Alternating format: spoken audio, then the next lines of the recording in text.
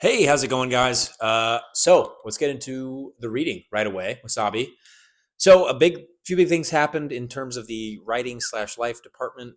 So I'm going to get into that later. But right now, let's just dive into the reading. So I picked back up Volume 6 of Berserk with the time that I had after all my writing this past week, and I read through. I'm on the Binding Chain chapter. I finished the Lost Children arc.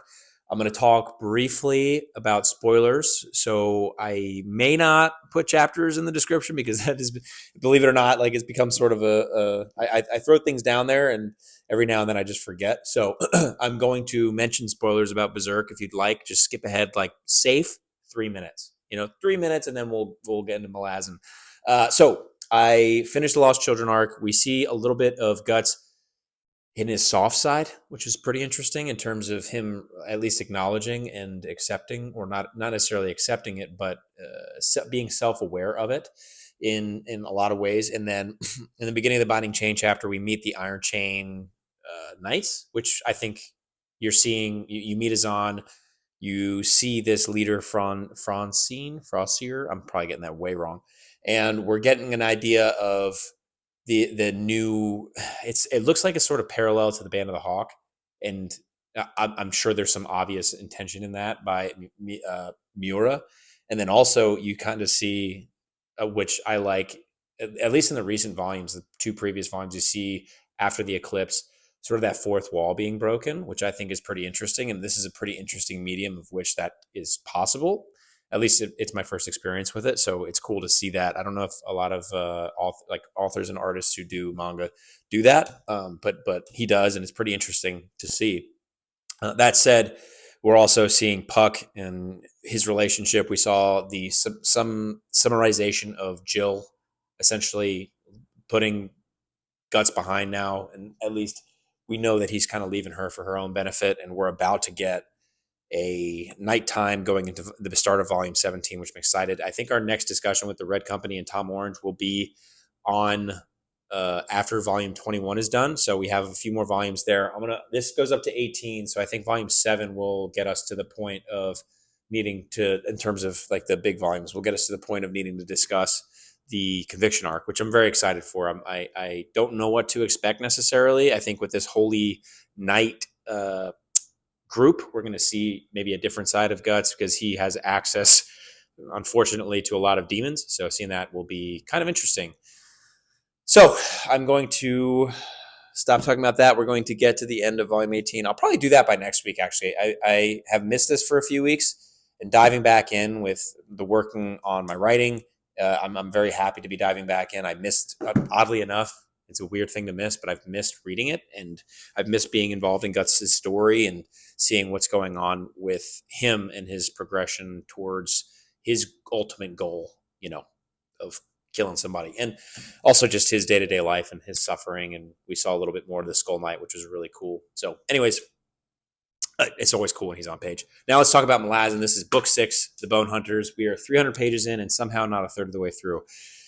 And I'm starting to get a grasp of the story, I think, in terms of, I feel like I've known what's going on in the overarching picture in Malazan, but here we are. I'm not going to talk spoilers of this. We're up to book 6, and I think I'm starting, and I probably could have articulated this by the end of book 3, probably a little bit better, or at least at that point compared to the first 2 books. And obviously enjoying this scene by scene has been beneficial for me. But now that I'm starting to kind of understand the big picture, here we are 300 pages into this book. And again, like understanding the plot of this book, we have a siege going on. We have 2 opposing forces. One of them, the Malazan Empire, seems to be the antagonist a lot of the time, but we're in the heads of these characters. So I'm not really, this is Malazan. I'm not really 100% sure that they are, because in the bigger picture, like outside of the material world, where there's something going on that we need to pay attention to, which has been hard the first 5 books, kind of. There are some things that we're getting small little pieces, and we're understanding it is called Book of the Fallen, and I'm starting to see, which I think there's a character, I don't want to say the name, that has shown up in a scene in this book who plays a very big role in Malazan as a whole. And he mentions the players of the game, essentially, and enemies and that sort of dynamic. And it really helped me as a reader articulate kind of what's going on in the world. And we see that at the end of the House of Chains as the House of Chains. House of Chains is all I'll say. And that kind of makes it so cool. And I can't wait to see what the Bonehunters actually are. I think we've got them hinted towards. I'm not 100% sure that I've seen any quite yet. We have a pair in this one that's reintroduced. They were in an earlier book, one of my favorites. And it's all very exciting to get back to. There's that mystery with that pair of characters and what one of their lives was before meeting the other character who's now keeping all of his past a secret. We as the reader don't know, or maybe we do, I don't know. In the comments below, if I missed it up to the Bonehunters, if you've read it, if I've missed that pair's dynamic somehow and the story of one of them, which I know maybe you're getting it from this, maybe you're not, and I'm just sounding absolutely crazy. In that instance, we'll move on. But yes, so I'm 300 pages in. Tying into my writing, I turned in, yesterday was New Year's. I'm going to get to that next, but I will be reading this and finishing it up. I'm going to decide between the Gallant and To Ride Hell's Chasm in terms of what my next read is, just to see what I can fit in. I need to fit some January in for Janie Wirtz, and I'm really looking forward to getting her writing under my belt. And I think To Ride Hell's Chasm is going to be it, because then I want to read The Prophet of Adan, but then I'm also going to Mars Con, so I wanted to get Disquiet Gods in by the end of the month. I want to get a Luthien because the Red Company has a discussion with it. I'm not sure how much I can fit in with the break I have, the half break I have from writing, which I'll get into.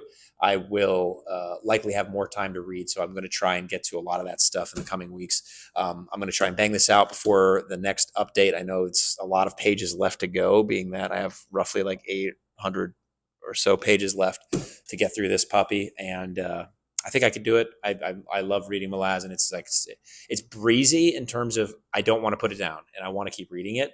It's dense in terms of the actual content. So I'm sure there are other people out there who, at this point in the series, 6 books in, you've had a similar experience.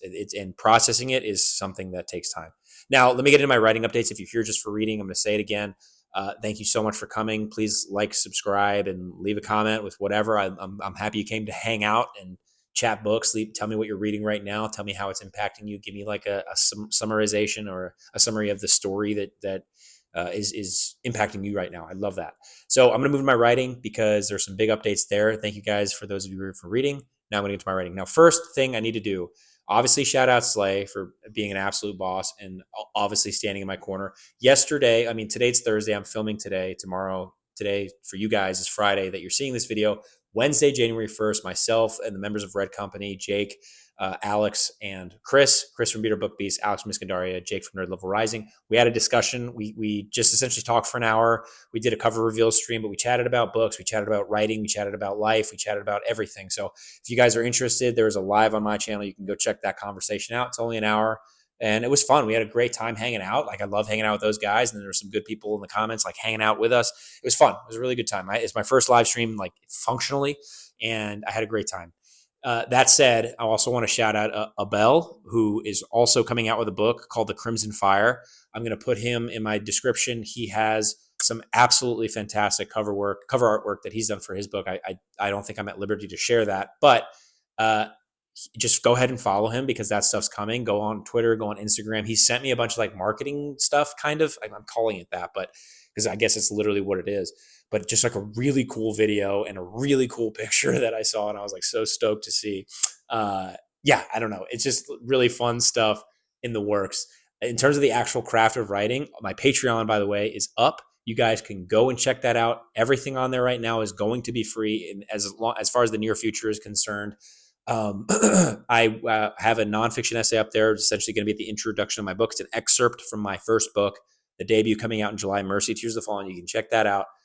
In regards to the first book, I will also be putting writing updates in terms of my editing process and where I'm at word count wise with any future drafts of my books, any short stories. It'll be itemized in the writing updates over on Patreon that will be written for you guys to check out.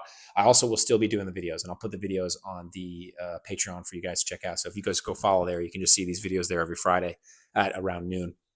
And so there's that. that update I had turned in on January 1st, that Wednesday that we had the cover reveal. I announced everything over on my Instagram, which you can also get in the description below and just follow. I did a really cool grid thing on the Instagram that you guys can check out for the whole cover, which I thought was really cool. I'm really happy with that actually. And yeah, so I turned in the round one of the first developmental edits to the editor, Dave Butler, DJ Butler, also known as, who wrote Witchy Eye, that series. He's also, I believe, working with Christopher Rocchio on Sun Eater. He gave me such useful notes. I went in. He said we can cut at least 60,000. I was at a 235,000 word count. I'm down to 203, 202 right now.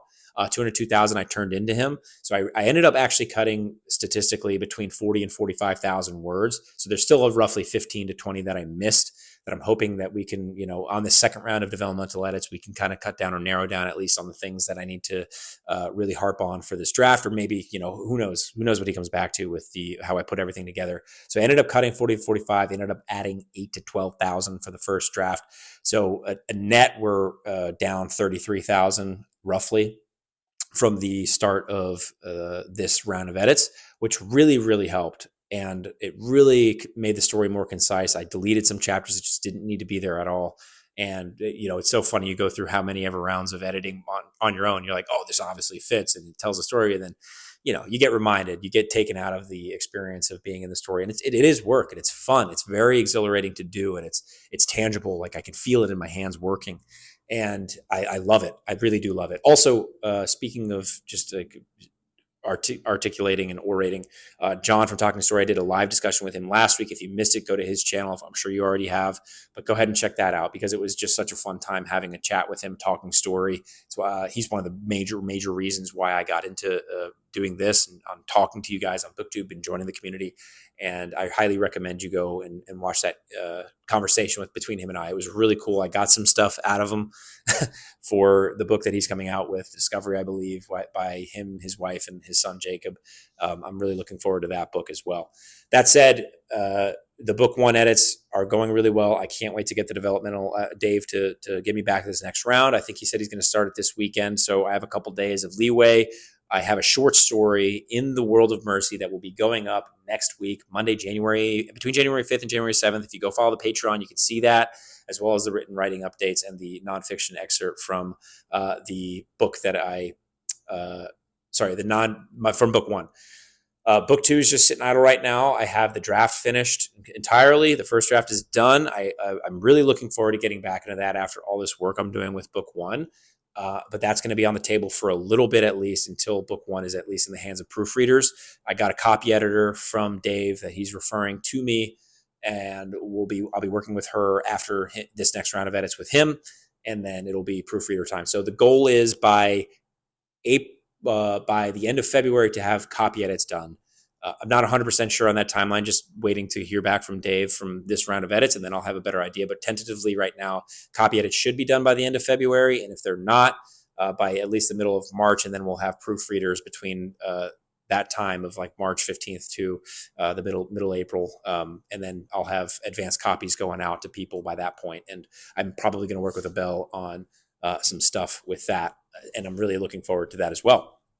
Also, that's pretty much it. The Patreon is really where you get a lot. You will get a lot of updates, or at least hints as to what the world is going to be. I have an artist, Max Beach Creative, working on a very early on scene that I will be producing for you guys to see. Like, it's a art piece that I commissioned, and I think I'm going to keep commissioning him for separate scenes, but I don't want to get too much out before the book comes out. So I want people to be able to read it first before I start like putting scenes out there for people to see. I don't want to spoil anything. That said, the scene that I'm having him work on is the very first scene of the book. And as I introduce, there will be a free 3-chapter sample available on my Patreon come that time that it's all done being proofread. So come April time, you can expect to see that up there. And then I'll also likely be offering a subscriber tier for people to get in on a digital advanced reader copy if they want one.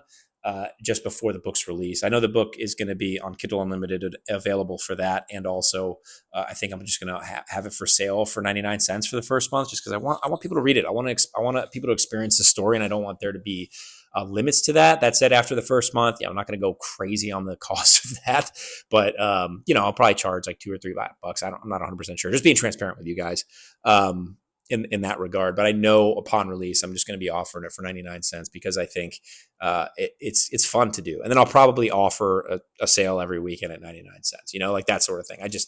I want people to read it. I want people to read the story. The story has deeply impacted me in terms of the outlet it's provided for me, and I'm really excited for people to get immersed into the world of Mercy and to experience the lives of the characters that I tell the stories of.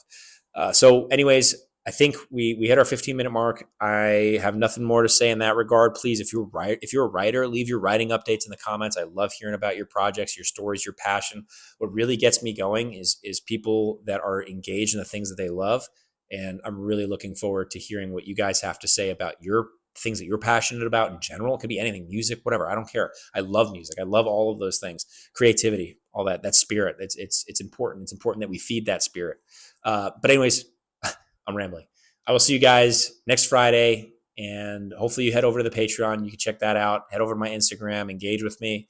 I'm looking forward to the conversations that we can have in the future and your guys' involvement in the world of Mercy as we progress.